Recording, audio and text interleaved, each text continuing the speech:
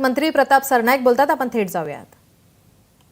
महामंडळ पुढे नेण्याचा प्रयत्न करेन आणि निश्चितपणे होईल। गरजच पडली तर 2019 साली काही भरती प्रक्रिया थांबली होती। 2022 साली कोविडच्या कार्यकाळामध्ये काही कंडक्टर ड्रायव्हर हे आपल्याकडे आपण बाहेरचे घेतले होते।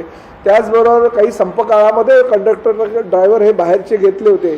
त्या सगळ्या ड्रायव्हर कंडक्टरना प्राधान्य देऊन अजूनही काही भरतीची प्रक्रिया जर भविष्यामध्ये करायला लागली तर ती आम्ही करू, परंतु एसटी महामंडळ मात्र आर्थिक संकटातून हे आम्ही भविष्यामध्ये बाहेर काढू।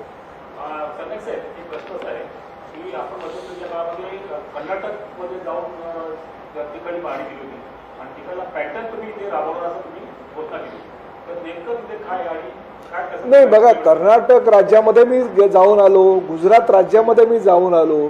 गुजरात राज्यात किंवा कर्नाटक राज्यामध्ये जाऊन आल्यानंतर तिथलं पॅटर्न पूर्णतः तसेच्या तसं वापरायला पाहिजेच असं नाही, परंतु तिथलं एक पॅटर्न होता। तिकडे लांब पल्ल्याच्या गाड्या होत्या, वोल्वो बसेस होत्या, त्या भाडे तत्वावर होत्या, त्यातनं काही प्रॉफिट नव्हतं, पण सर्वसामान्य प्रवाशांना सेवा होती, त्यामुळे ती सेवा देण्याचा प्रयत्न आपण करतोय। 100 वोल्वोच्या बसेस आपण काढतोय।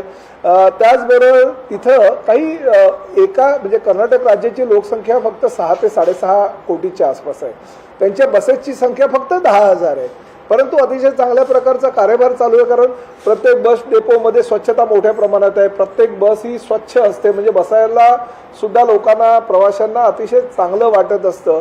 त्यामुळे कर्नाटक पॅटर्न तो राबवण्याचा आम्ही प्रयत्न करतोय की स्वच्छता तिथली आपल्या महाराष्ट्रामधल्या बस डेपोमध्ये आणि बसेसची असावी। त्याचबरोबर तिकडे प्रादेशिक कार्यालय आहे। 6.5 कोटी लोकसंख्येच्या राज्यामध्ये जर 5 प्रादेशिक कार्यालय असतात तर आपल्याकडे प्रादेशिक कार्यालय का नसावे, म्हणून आम्ही पुणे, नाशिक, नागपूर, मुंबई, औरंगाबाद संभाजीनगर अशा प्रकारचे 6 प्रादेशिक कार्यालयाचं आमच्या MDनी गेल्याच आठवड्यामध्ये नोटिफिकेशन काढले, त्यामुळे ते प्रादेशिक कार्यालय आपण करतोय, पण तिकडे वेगळी व्यवस्था आहे। तिकडे प्रत्येक प्रादेशिक कार्यालयामध्ये एक IAS दर्जाचा अधिकारी दिलेला आहे। लोकशाही मराठी ऐका, पहा, जागरूक रहा।